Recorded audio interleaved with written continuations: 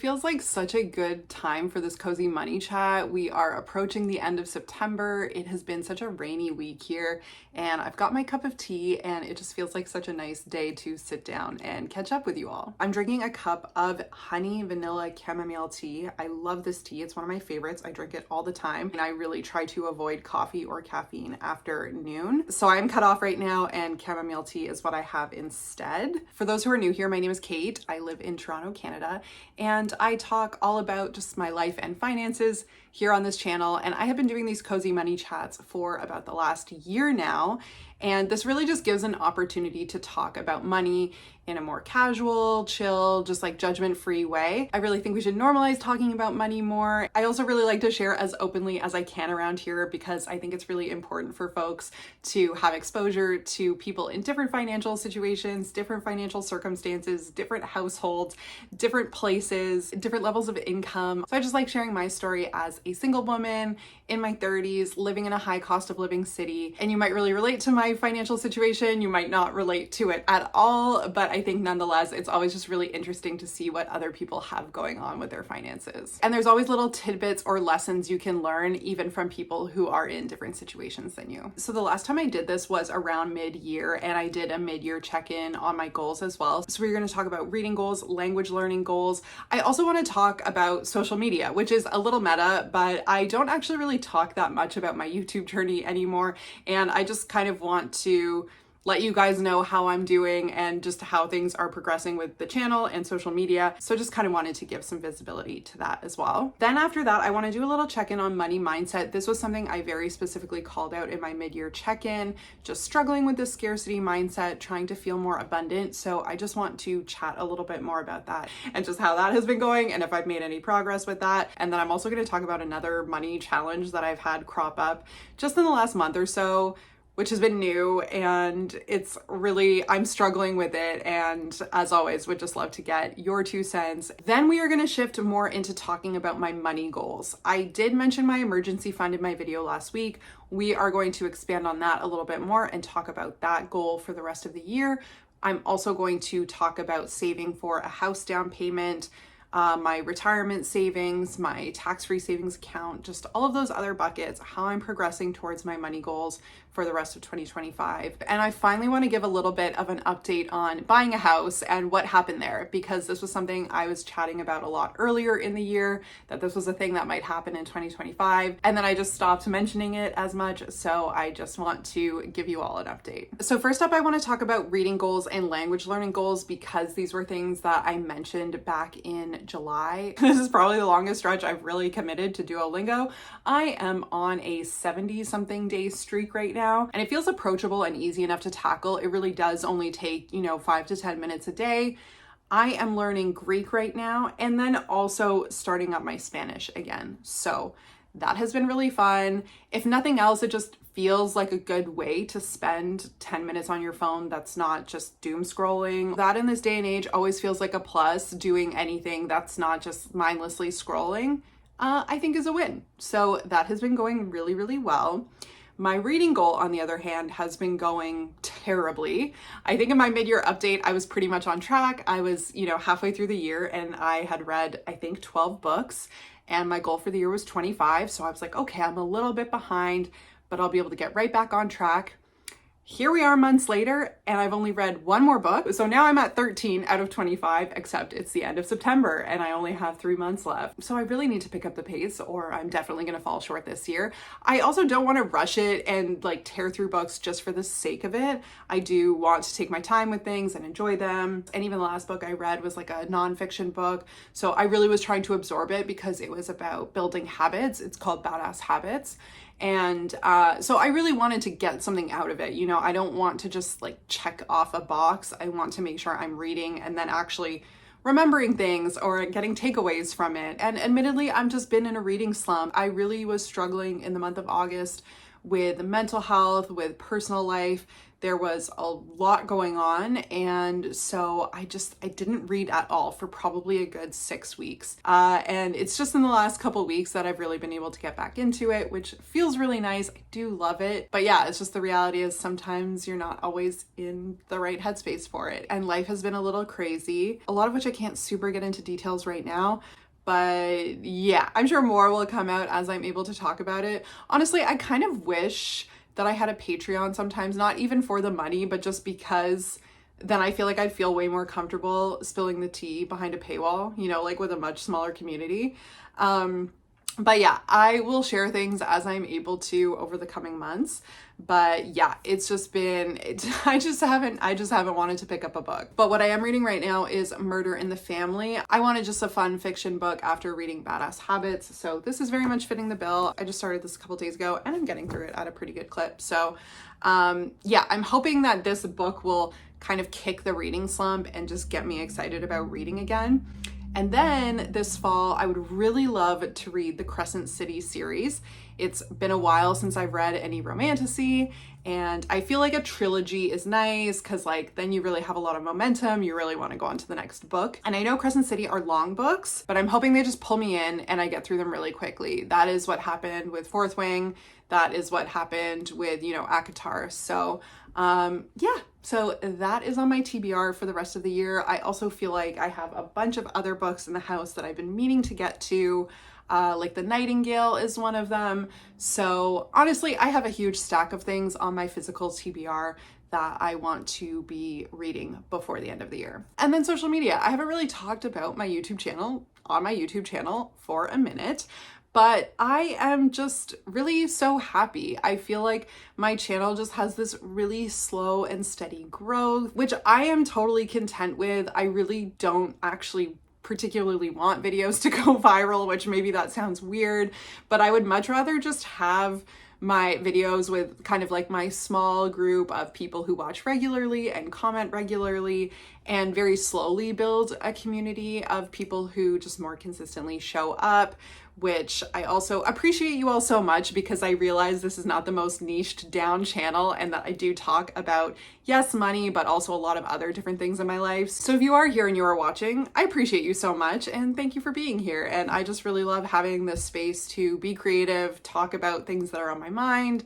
talk about my money, you know, hold myself accountable. I feel like it's a really nice way to document not just like my personal finances, but also self-improvement more generally. I also hit 2,000 subscribers a couple weeks ago, and that was a really exciting milestone. I had been creeping towards it so slowly for so long.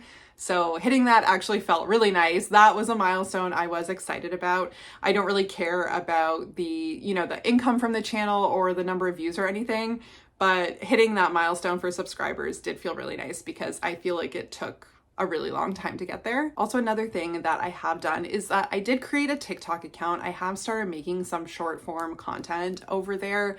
That is also really just meant to be something I'm doing for fun. I'm not posting every day. You know, I'm throwing up like 2 or 3 TikToks a week. I just really want it to be sustainable and bite-sized. And I talk about similar things, but honestly, I end up chatting about different things over on TikTok just because short form ends up being like, it's a very different forum than like what we're doing right now, these long chatty videos. So yeah, it just kind of lets me talk about different things or different aspects of my finances or my money mindset or my goals. So it has been fun. I have had a couple TikToks go a little bit more viral for me, not like viral, but just take off a little bit more. And that has been interesting to see what the community on TikTok is like. My last TikTok was pretty controversial. I was talking about my experiences with the H-1B visa in the US, and a lot of people did not take kindly to it. I just wanted to comment on the recent changes that happened last weekend.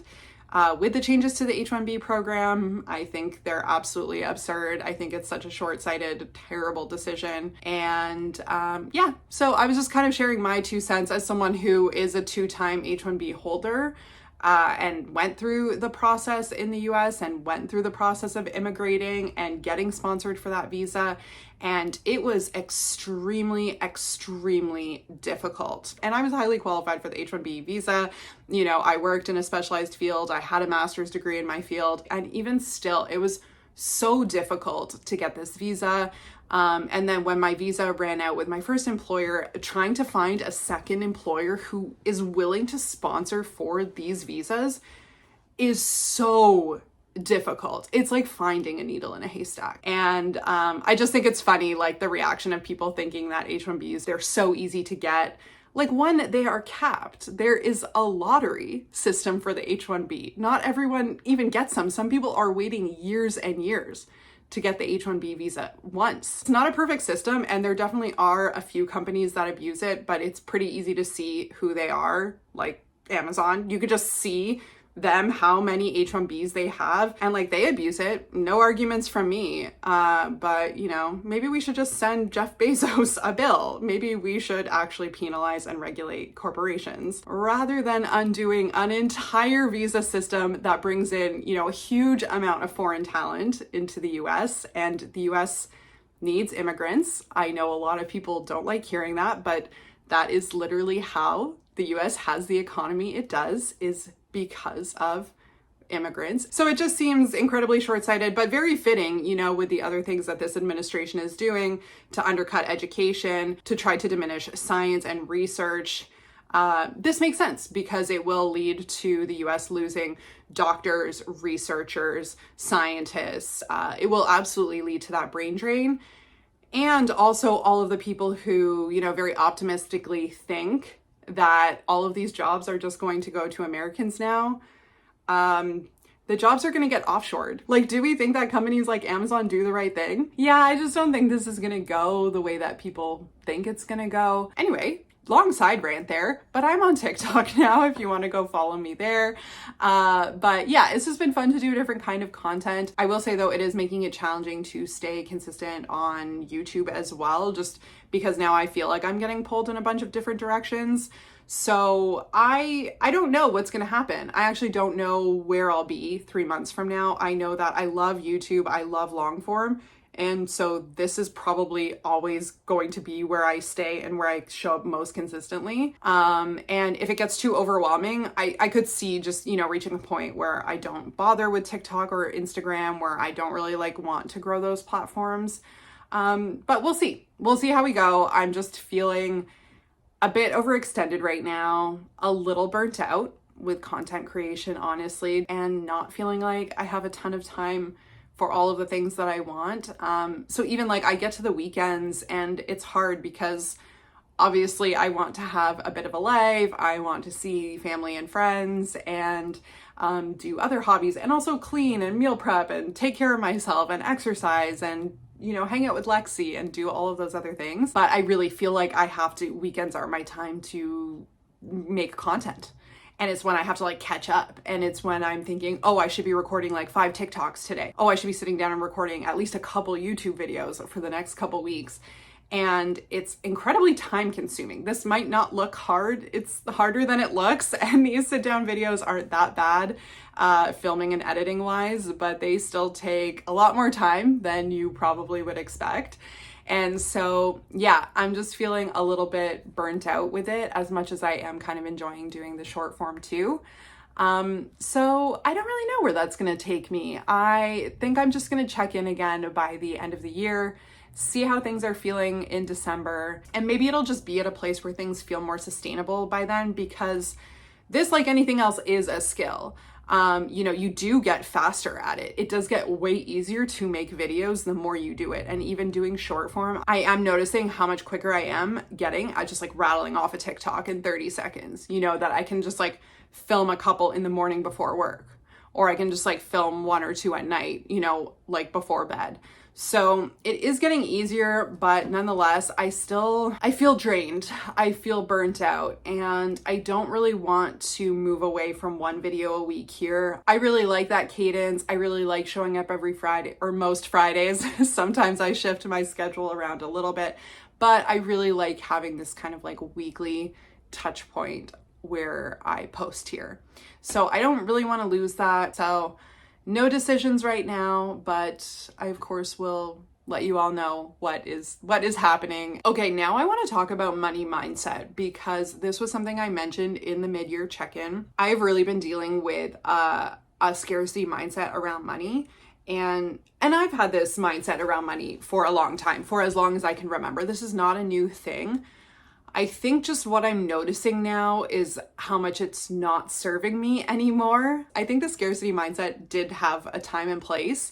You know, when I was making 50K a year and I was paying off student loans and living on my own, and I was making it work, but I was stretched. You know, I really had to make every dollar of that 50K salary count, because I was, putting $500 a month towards student loans. I was paying rent for a studio apartment downtown by myself. So I really did need to know where every dollar was going and be incredibly diligent. And at those times of my life, having a little bit more fear, honestly, around money and budgeting was kind of an adaptive thing. It did help me be more careful with my spending, be more careful with my budget.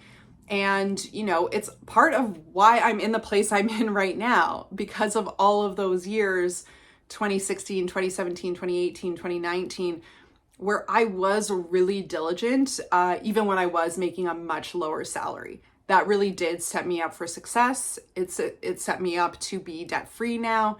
It set me up to have an emergency fund. It set me up to have savings and investments and a retirement fund. So as much as it's not a great feeling, it did work. It did have the intended effect. But now what I'm feeling is just, it feels a little bit like overkill, and I don't want to be stressing about money all the time. I don't want to be stressing about $10 here or $20 there. It just doesn't feel like it makes sense with where I am financially right now. And I am not at all of my financial goals, to be very clear. I have not maxed out my RSP. I have not maxed out my TFSA. I have not achieved a lot of the things that I still would like to do, but I am much more financially stable. I have been able to, I want to say, triple my income over the course of my career. When I look back to my early 20s and what I was making then, I think I have literally tripled my income. So yeah, I have made a ton of progress. I am completely debt-free. I do have an emergency fund of about 3.5 months of living expenses. I am contributing towards my retirement every month through my workplace RSP.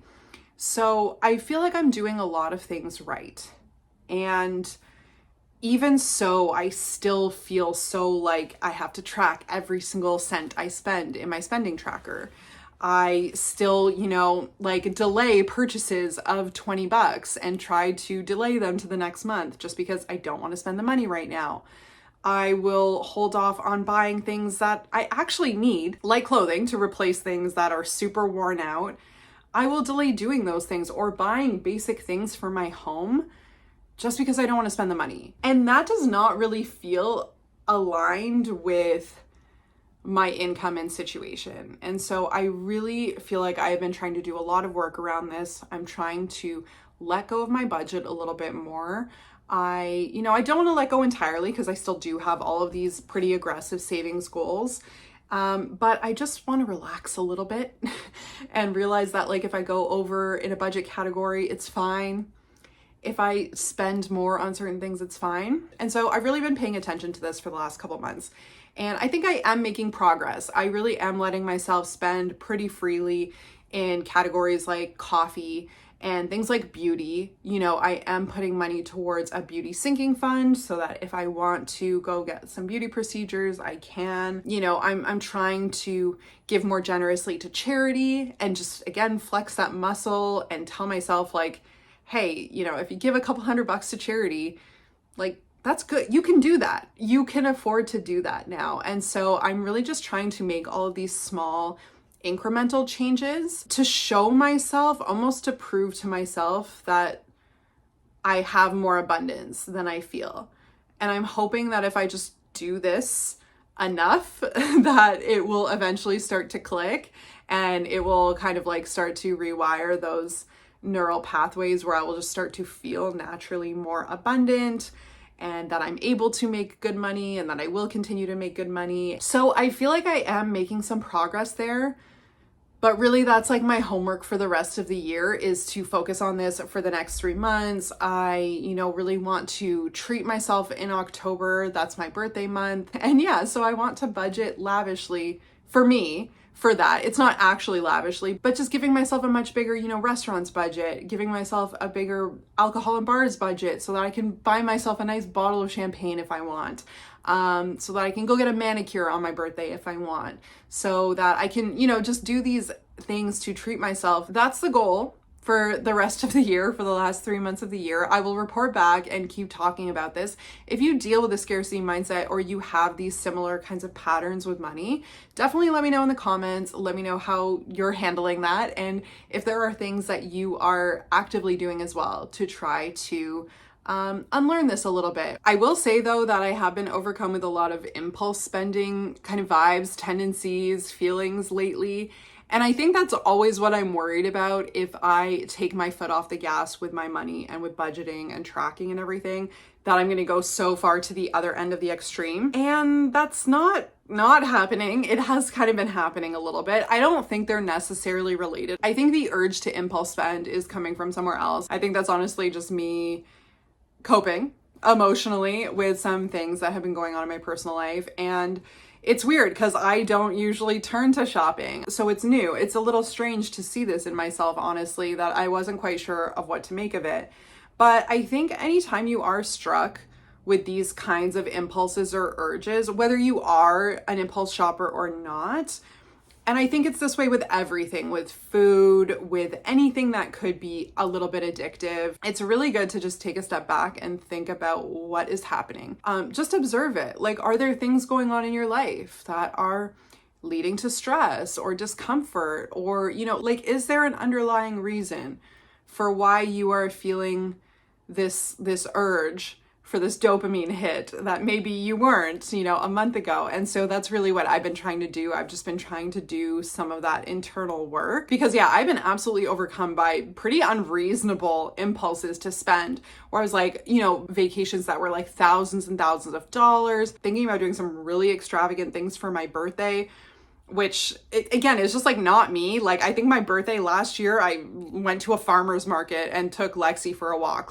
You know what I mean? I'm just not a big shopper or spender. I'm not a big birthday person in general. So I was like, something else is going on here. You're trying to fill some kind of void. You're sad about something. You're anxious about something. Like, there has to be something else going on. And, sure enough, I think when you start to unpack it a little bit, you're like, yeah, fine. But it's so much easier to just like hit checkout, than to try to do the internal work. So I've just been trying to put the brakes on a little bit. But that has been an interesting thing I've noticed in the last couple months. And I will report back and update you all if that's an ongoing thing that I'm dealing with. But I'm hoping this is just a short-lived thing. Okay, now for the last part of the conversation, we are going to talk about money goals for the rest of 2025. How things are looking with my various accounts. So I made a video about this last week. It was just a quick one, so I didn't actually go into a ton of depth, but essentially the video was about how I have had my emergency fund set to coast. I've just kind of had it on autopilot. I haven't been actively contributing a lot more money to it. I've just sort of been letting it sit there. And it is accruing interest. So I do have about $20 to $25 a month getting added to the account just from interest. So I was like, okay, cool. It's just kind of coasting on its own. It's growing, albeit very slowly, but I can just kind of leave it alone and let it grow, because I did have about 3.5 months of living expenses in there, and experts, advise 3 to 6 months. So that's what I've been doing for the last few months, mainly just because I had other money goals that I was prioritizing first. I really wanted to max out my first home savings account, really wanted to put more money into my TFSA and things like that. So I just wasn't prioritizing my emergency fund. I was just setting it to autopilot, letting it go, and I was fine with that for a little while. But last week I was talking about how I've changed my mind about this, and I'm really going to start actively prioritizing this as a goal again. And that's for a few reasons, but the main one is really my profession. I work in tech, I work in UX, user experience.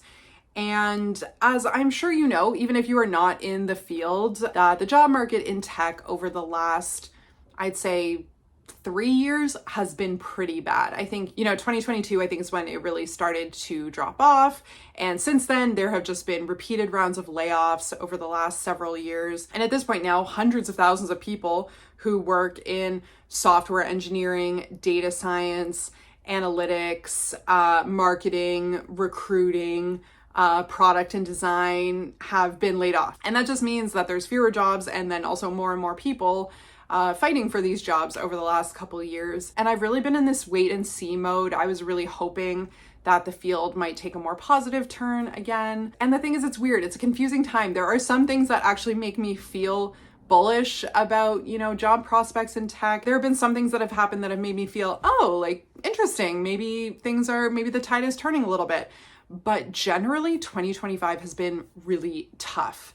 And I think a lot of that has been just compounding of, all the previous years of layoffs and then more layoffs this year and, an economy that is really not looking great and the fears of a recession. But then also AI has really become much more integral to my work this year, I would say, and is becoming much more incorporated in like our workflows, at least in my company, but I'm also seeing it across tech. I'm seeing it with like the vendors I work with some of our clients and other partners. So I think this is happening pretty much across the field, that AI is becoming much more embedded and integrated into our workflows. And I just don't know what's going to happen. I mean, I think it's, very reasonable for people to have questions about how AI will impact their job in the next couple of years. And I'm definitely, in a profession where layoffs have already hit hard, and I'm just not sure what the future holds.